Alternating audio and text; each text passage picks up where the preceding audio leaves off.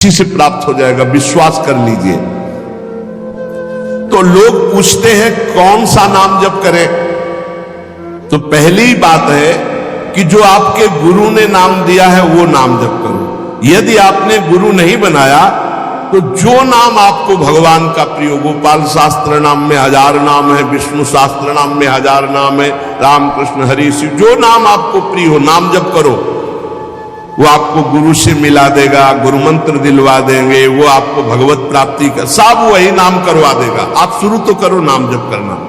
जिनको सौभाग्य से गुरु मिल गए हैं, अपने गुरु के द्वारा दिए हुए नाम पर आसक्त हो जाओ। और मन का एक स्वभाव है, ये बगल में कुछ लेके चलने का स्वभाव है, गुरु से हटकर कुछ लेके चलने का। ये स्तोत्र ले ले, ये नाम ले ले, ये इसका स्वभाव है। इसी स्वभाव को हटाना है।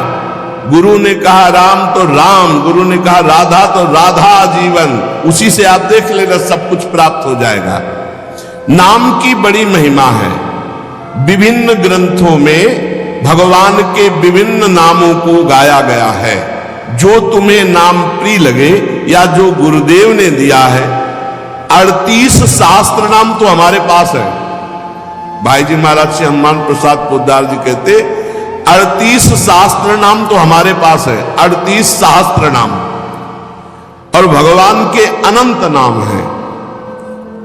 सभी भगवान के नाम समान बलशाली हैं, पर विशेषता होती गुरु प्रदत्त नाम में। जैसे गोस्वामी जी को राम नाम सर्वोपरि, चैतन्य महाप्रभु कृष्ण नाम सर्वोपरि, हरिवंश महाप्रभु राधा नाम सर्वोपरि, कोई हर्ज नहीं। उसी एक परम तत्व के अनेकों नाम हैं, जिसको जो प्रिय लगे खूब पकड़ लो उस नाम को, जोर से बार बार उसे जपो। राधा राधा राधा राधा राधा, अब 2 घंटा जपा, इसके बाद दे दिया पूरे विश्व को, धन्य हो जाए हमारा विश्व, हो गया। क्योंकि आपका भजन उतना जाकर समाज को सुख पहुंचाएगा। इसलिए गुरु मुख से ही नाम जपना चाहिए। अगर नहीं है तो आप देख लो, कोई न कोई संत के मुख से वो नाम तो निकला ही है। राम कृष्ण हरि, जो भाई जी महाराज कह रहे हैं 38 शास्त्र नाम तो हमारे पास रखे हुए। तो जो भगवान का नाम निरंतर रटते उनमें दिव्य शक्ति जागृत हो जाती। जैसे 2 लकड़ियों के बार बार घर्षण से अग्नि उत्पन्न हो जाती शक्ति। देखो ना, 2 पत्थरों को आप रगड़िए तो उनमें चिंगारी पैदा हो जाएगी। तो दिव्य चिदानंद में नाम जब हमारी जिह्वा पे रगड़ होती है, उसमें ऐसी महान शक्ति जागृत होती। ज्ञान, भक्ति, वैराग्य, विपत्ति, दुख का नाश सब। देखो गोस्वामी जी सरल भाषा में कह रहे हैं, राम नाम मणिदीप धरि, जीह देहरी द्वार, तुलसी भीतर बाहरहु, जो चाहस उजियार। यदि हृदय में और जगत में भी लोक में मंगल चाहते हो तो अपनी जिह्वा रूपी देहरी पर, जो भीतर और बाहर दोनों को मंगल करेगी, नाम विराजमान कर। गोस्वामी जी को प्राण प्रिय है 2 अक्षर राम, ऐसे प्राण प्रिय है हमारा 2 अक्षर राधा। जिह्वा पे विराजमान कर लो, लोक परलोक सब मंगल को प्राप्त हो जाएगा। जो संसार में नाम जब कर रहे तो उनको ऐसा ज्ञान हो जाता है, जैसे गोस्वामी तुलसीदास जी कहते हैं, मैं तो ही अब जान्यो संसार, बांध न सके मोहि हरि के बल, प्रगट कपट आगार। मैं तो ही अब जान्यो संसार, ए संसार मैं जान गया तुझे।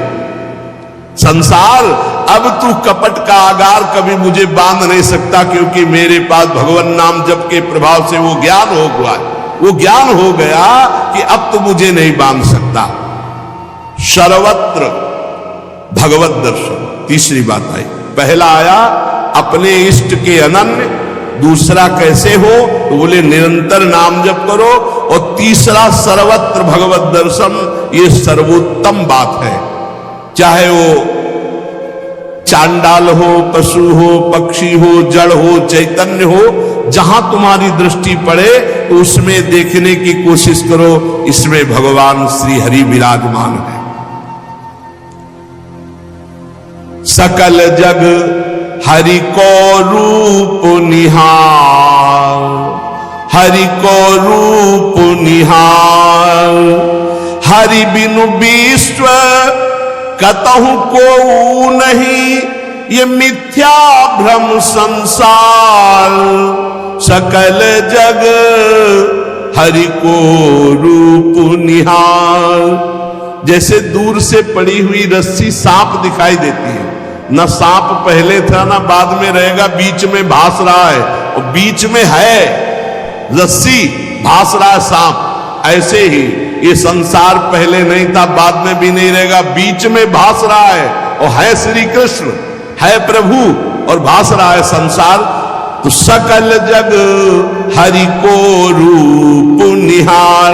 हरि बिनु विश्व कतहु को नहीं, ये मिथ्या भ्रम संसार। ये झूठा भ्रम हो गया है, स्त्री है, पुरुष है, जड़ है, चैतन्य एकमात्र भगवान बना हुआ है। अलख निरंजन, जो हम देख नहीं सकते, अलख लख नहीं सकते, वो अलख। और निरंजन जो त्रिगुणातीत मायातीत है, वो साक्षात सामने बैठा हुआ है। अलख निरंजन सब जग व्यापक, सब जग को आधार। सकल जग हरि को रूप निहार। अब गूढ़ बात, नहीं आधार नहीं को हरिमा। भगवान कह रहे यो माम पश्यति सर्वत्र सर्वम च मयि पश्यति। जो सब में मुझको देखता है और मुझ में सबको देखता है, वो मेरे नेत्रों से कभी ओझल नहीं होगा, मैं उसके नेत्रों से कभी ओझल नहीं होगा। और एक श्लोक आता है कि मैं किसी में प्रवेश नहीं हूं, कोई मेरे में प्रवेश नहीं। वही यहां कह रहे, नहीं आधार नहीं को हरि महा। अब क्या मतलब है इसका? बोले इसका मतलब है जैसे कहा जाए बर्फ में पानी नहीं है और पानी में बर्फ नहीं है, बात कैसी रहेगी? क्योंकि बर्फ ही पानी है, पानी ही बर्फ है, भेद ही नहीं है। तो कहा जाए बर्फ में पानी प्रवेश नहीं कर सकता और पानी में बर्फ प्रवेश नहीं कर सकती, उसकी अलग सत्ता नहीं। बर्फ ही पानी बनी हुई है, पानी ही बर्फ है, कोई अंतर नहीं। तो कह रहे कि नहीं आधार। बोले कैसी बात कर रहे हो? बोले इसलिए कह रहा हूं कि वही है, दूसरा कोई है नहीं। प्रभु किसी में प्रवेश नहीं करते क्योंकि प्रभु ही है पहले से, तो किसी में प्रवेश करे? और कोई प्रभु में प्रवेश नहीं कर सकता क्योंकि कोई है ही नहीं, प्रभु ही है। यह रहस्य रघुनाथ कर बेग न जाने कोई, और जो जाने रघुपति कृपा तो सपने मोह न हो। स्वयं हरि जगत बने हुए हैं, सब कुछ ये हरि बैठे हैं। बस ये नेत्रों का हमारा दोष हट जाए, चश्मा बदल जाए, केवल हरि है। सिय राम में सब जग जानी, मानी नहीं, जानी, जान के, देख के। अति समीप अति दूर अनोखे, जगमा जग के पार। अति समीप, भगवान कितने समीप है? आपके समीप इतने कि उनसे ज्यादा कोई समीप नहीं है, बहुत नजदीक है।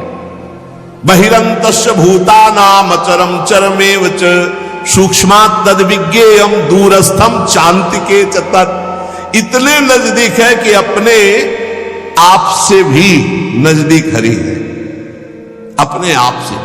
आप अभी अपने को शरीर मान रहे हैं या मन मान रहे हैं या स्वभाव मान रहे हैं, स्थूल सूक्ष्म कारण तीनों से नजदीक भगवान है। अति समीप और इतने दूर है कि जन्म जन्म लग जाएंगे खोजते हुए, मिलना बहुत कठिन है। क्यों?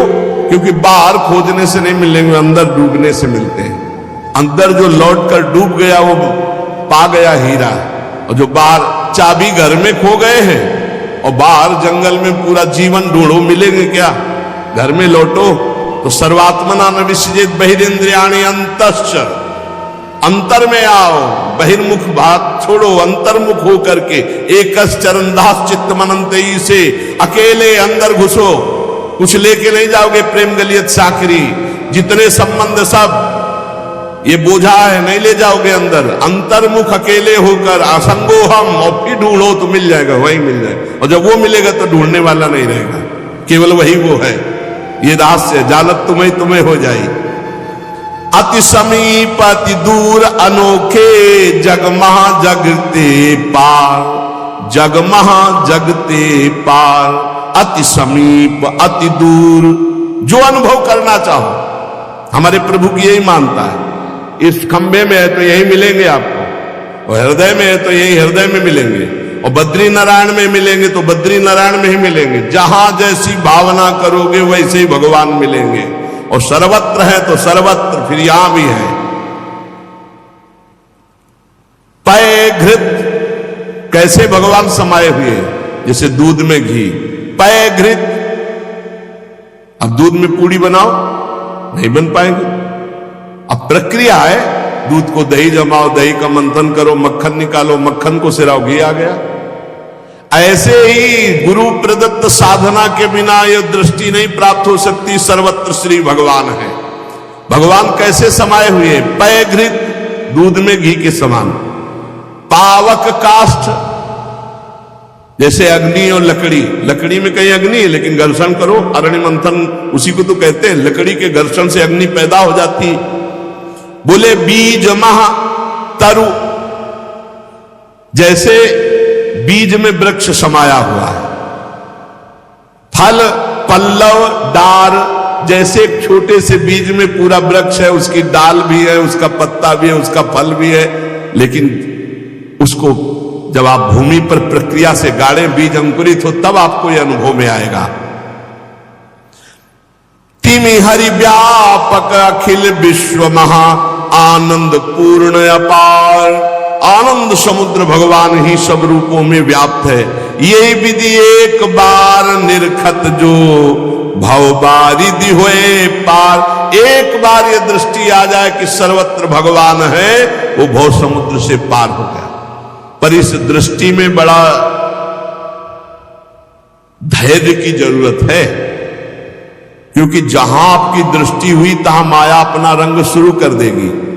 सुख दुख लाभ हानि, चिरजीवन मृत्यु, मान अपमान, जो सभी तुम्हारे खेल, सभी में भरे तुम ही मेरे भगवान, वो देख सकता है।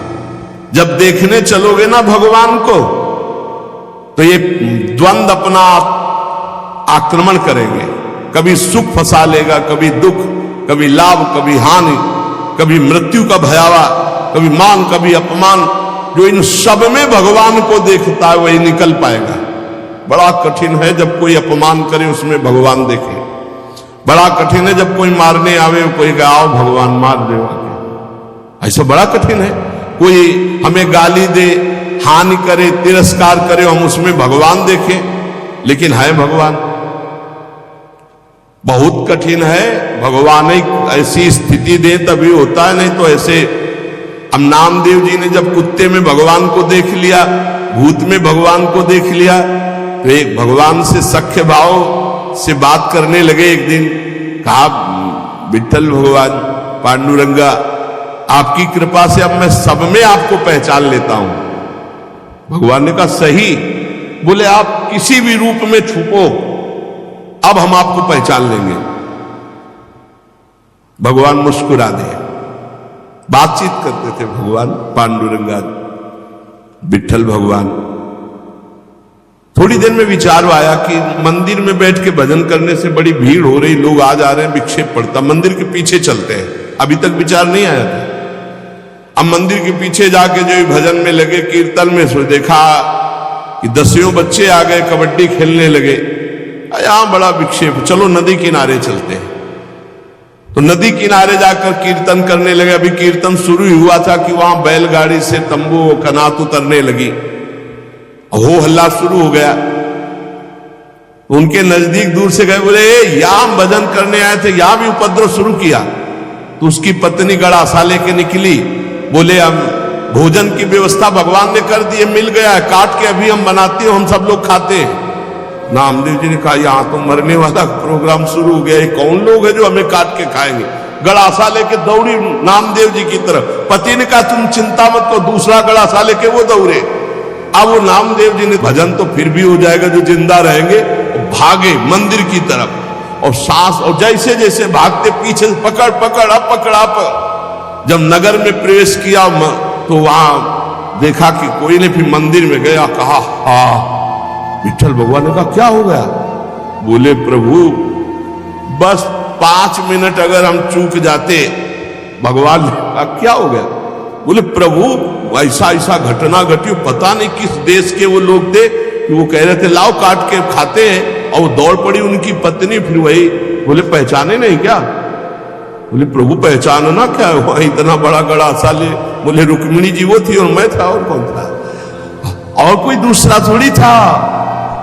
बोले अगर मैं छुपना चाहूं तो तुम मुझे पहचान। बोले प्रभु प्रभु सोई जाले जी देव जलाई जाल तुम्हें तुम्हें। भगवान ये कभी अहंकार न कर ले कि मैं बड़ा भगत बन चुका हूं, सब में भगवान देखता हूं। ऐसा रूप लेके आएंगे कि समझ ही नहीं पाओगे।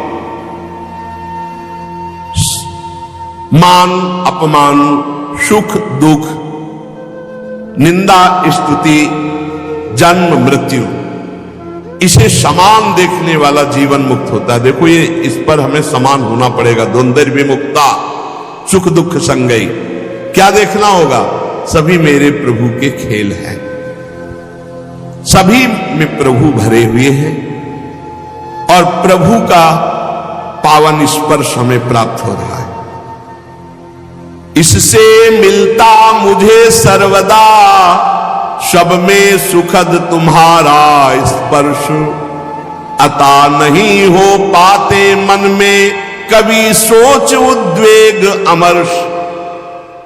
चाहे जैसी परिस्थिति हो, बहुत आनंद रहता है यदि भगवत भाव में रहोगे। जगत भाव में तो कैसे भी रहो दुख ही दुख है, भगवत भाव में बहुत आनंद। बोले जब कोई पीटता है, अपमान करता है, तो मुझे ये दिखाई देता है मेरे हरि है स्पर्श कर रहे, आपके महान पावन स्पर्श का ये प्रेम। जब हम सर्वत्र भगवान देखते तो दुख नाम की चीज और भगवान का वास्तविक स्पर्श प्राप्त होता है। कभी अनुभव करना, अगर अपमान हो और उस समय आप भगवत भाव में हो, तो अपमान भी आपको और भाव वृद्धि करके रुलाने वाला बन जाएगा, प्रभु के प्रेम में रुलाने वाला। किसी अवस्था में भी होती नहीं अशांति, नहीं उर्दाह, हंसमुख सदा दिखता प्रभु का, नित्य नवीन पूर्ण उत्साह।